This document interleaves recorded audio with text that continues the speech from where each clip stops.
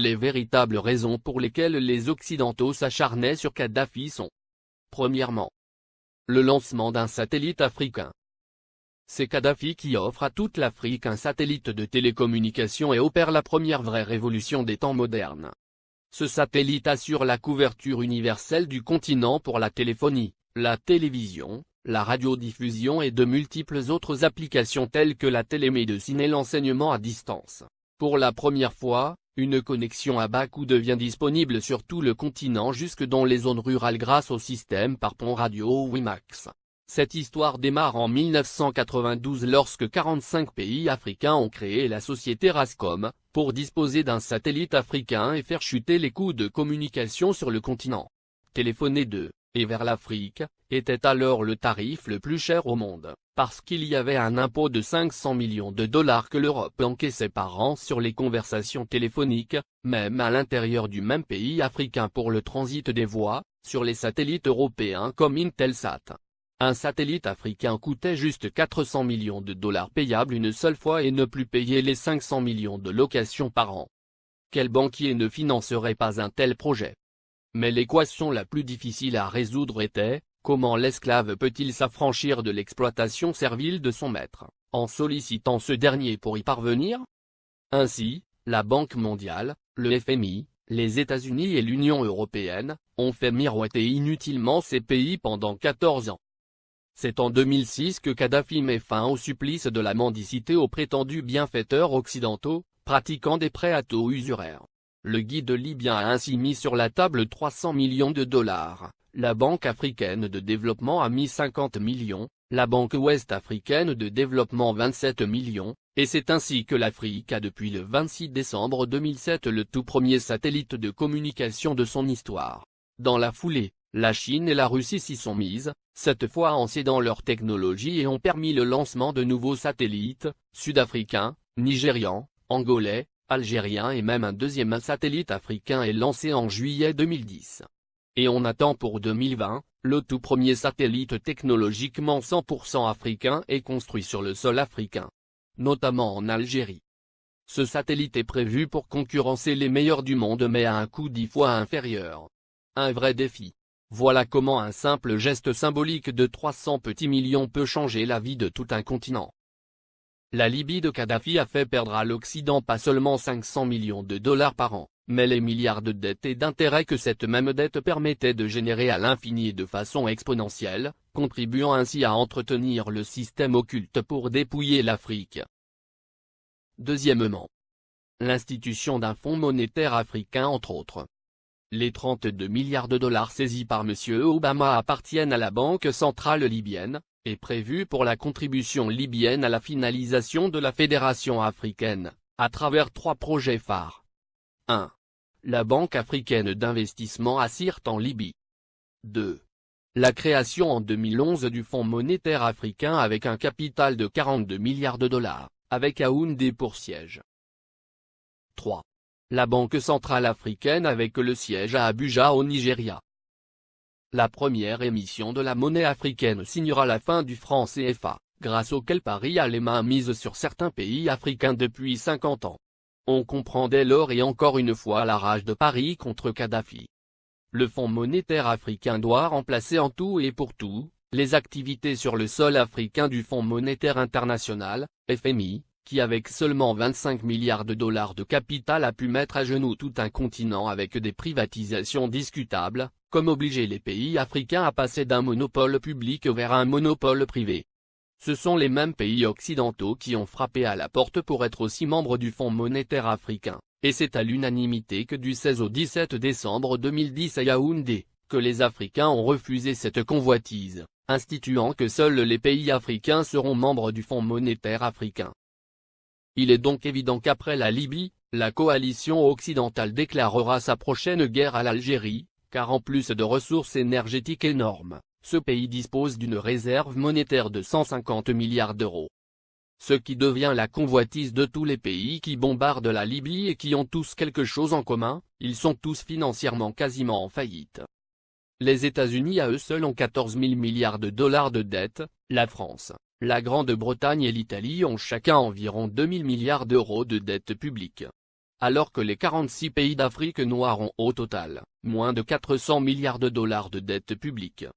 Créer des fausses guerres en Afrique dans l'espoir de trouver de l'oxygène pour continuer leur apnée économique, qui ne fait que s'empirer, ne fera qu'enfoncer les Occidentaux dans leur déclin qui a débuté en 1884 lors de la conférence de Berlin.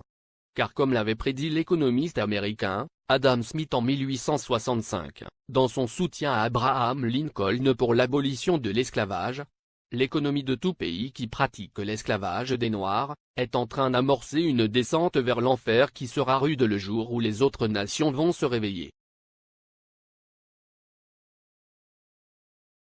Pour empêcher Mouammar Kadhafi de concrétiser le rêve de millions d'Africains dès 2014, il fallait donc l'éliminer avant, ou perdre le contrôle total de l'Afrique. Voici toute la raison qui guida la France, les États-Unis, la Grande-Bretagne et leurs alliés dans leur campagne contre Kadhafi. Monnaie, Fonds monétaire africain, Banque centrale africaine, télécommunications, transport, États-Unis d'Afrique. Mouammar Kadhafi avait ingénieusement tout planifié, se fixant comme délai l'année 2014 pour la création de la Banque centrale, le Fonds monétaire et bien d'autres encore pour affranchir le continent noir, après un demi-siècle d'indépendance aux allures de parole suivies d'aucun acte ou de gouverner sans régner. Après avoir émis l'idée en 2000, lors du sommet de l'Organisation de l'Unité africaine, il a obtenu la création de l'Union africaine quelques années plus tard, le guide libyen pousse le bouchon plus loin. Satellite africain et Afriquia, deux idées concrètes pour l'unité. Mouammar Kadhafi pousse ses pairs à acheter un satellite africain pour que l'Afrique ait son indépendance en matière de communication. Il préfinance cet achat avec plusieurs centaines de millions de dollars américains. Il s'est dépensé sans compter. Ainsi pour acheter le satellite africain, il a mis 300 millions de dollars sur la table, témoigne Moustapha Cissé, ancien ambassadeur du Sénégal en Libye, et ex-conseiller spécial de l'ex-président sénégalais Abdou Diouf, en charge du monde arabo-islamique. Le guide de la Jamaïria libyenne offrit ainsi Rascom CAF 1, le premier satellite de télécommunication entièrement dédié au continent africain et ses îles. Il a été mis en orbite le 20 décembre 2007. Cela a été le premier lancement de l'histoire pour tous les pays africains. Kadhafi lance également la compagnie de transport aérien, Afriquia Airways, qui assure la liaison entre les capitales africaines et régions du continent. La compagnie offrait 4 vols réguliers entre Tripoli et Dakar, Abidjan et Le Caire, et bien d'autres. Beaucoup de gens utilisaient la ligne Afriquia pour aller à Paris. Parce qu'on pouvait faire Dakar, Tripoli, Paris, et retour à 400 000 francs CFA, 615 €, ajoute le diplomate sénégalais. Alors Tripoli était devenue une plateforme de communication entre l'Afrique, le monde arabe et l'Europe. La monnaie et la Banque centrale africaine en 2014. Kadhafi avait proposé la mise en place d'une union monétaire africaine, UEMA. Il avait dégagé 30 milliards de dollars pour la création de l'UEMA qui devrait avoir Yaoundé au Cameroun pour siège. Il avait également prévu la création d'une Banque centrale africaine, BCA, qui devrait installer son quartier général à Abuja, la capitale fédérale du Nigeria. Il était question que cette banque africaine commence à émettre une monnaie africaine à partir de 2014, ce qui ne plaît pas aux Occidentaux, parce que ça nous permettrait de nous passer du franc CFA, et des autres monnaies qui ne font que briser nos économies. Kadhafi avait une politique africaine très dynamique. Du Sénégal au Tchad, en passant par la Guinée, la Côte d'Ivoire, le Ghana, le Libéria, le Bénin, le Togo, le Nigeria, le Niger, le Mali, etc. Le guide libyen a investi des milliards de dollars dans les secteurs agricoles, hydrocarbures, hôtellerie et tourisme, et dans l'équipement.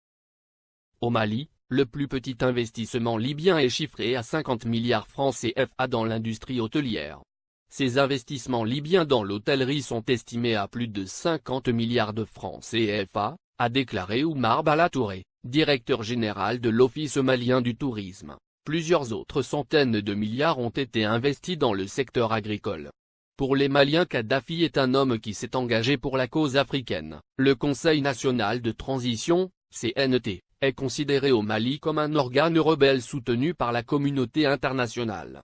Dès le début de la révolte à Benghazi, et l'entrée de l'aviation étrangère, des associations musulmanes et des partis politiques avaient organisé à Bamako des manifestations de soutien à Kadhafi, dénonçant une invasion occidentale. Le guide libyen a, par ailleurs, dégagé plusieurs milliards de dollars pour la création de banques sahélo-sahariennes au Sénégal, Mali, Niger, Mauritanie, Tchad, et Ceuta, et le rachat de plusieurs compagnies occidentales en Afrique pour réduire leur emprise sur les économies du continent. C'est par exemple le cas de Mobil Oil, du groupe américain, ExxonMobil, qui est devenu Oil Libya dans la majeure partie de la sous-région ouest africaine. La Guinée-Conakry doit sa toute première chaîne de télévision à Mouammar Kadhafi. Il le lui a offert au nom du peuple libyen comme présent au peuple frère de la Guinée en 1979.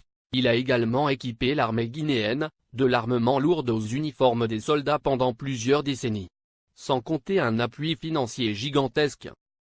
La vie des Libyens de l'ère Kadhafi. 1. La Libye était le dernier pays sur la liste des pays endettés, la dette était à 3,3% du PIB, en France. Elle était à 85%, aux USA à 88,9%, au Japon à 225,8%. 2. L'électricité à usage domestique était gratuite. 3. L'eau à usage domestique était gratuite. 4. Le prix d'un litre d'essence était de 0,08 €. 5. Les banques libyennes accordaient des prêts sans intérêt. 6. Les citoyens n'avaient pas d'impôts à payer, et la TVA n'existait pas. 7. Chaque famille libyenne, sur présentation du livret de famille, recevait une aide de 300 € par mois. 8. Pour chaque étudiant voulant faire ses études à l'étranger, le gouvernement de Kadhafi attribuait une bourse de 1627 € par mois. L'ONU, la France et les USA ont bombardé la Libye pour défendre leurs intérêts, objectif principal, détruire la création des États-Unis d'Afrique.